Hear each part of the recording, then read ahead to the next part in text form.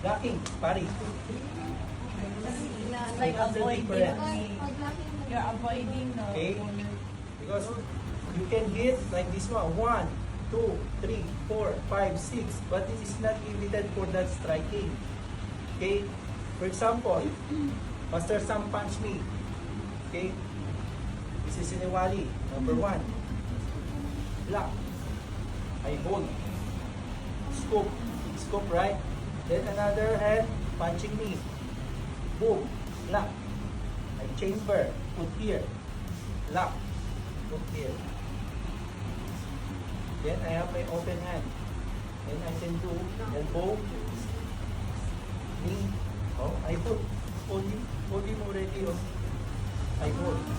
Lock. Lock. So I can sweep. I can do anything. But be careful, oh. You can do the knee strike. That's why you need to do this one with timing, speed, and power. So once you lock in, 4. How about the legs, Master? If she's about to... If about to do this one, you can lock this one, but you need to, after lock this one, you can strike him very fast. Okay. So that he cannot throw you any strike. Because you control him already. That's why you need to Kasi strike him masyadong very fast. powerful din. I have problem with my leg.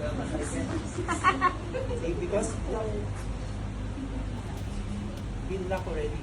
So the main purpose of this, Master, is about the speed, right? Timing, speed. Then your power become once we do the striking. If I want to do the knee, can also. If I want to sweep him, bring down, can also. Well, this one blocking. Scoop, blocking, together. Okay, hold. After this one, in the street fight, you can Distract the eye. Hit. target the eyes. Chamber, lock. Lock. Yan yan, sabay yan.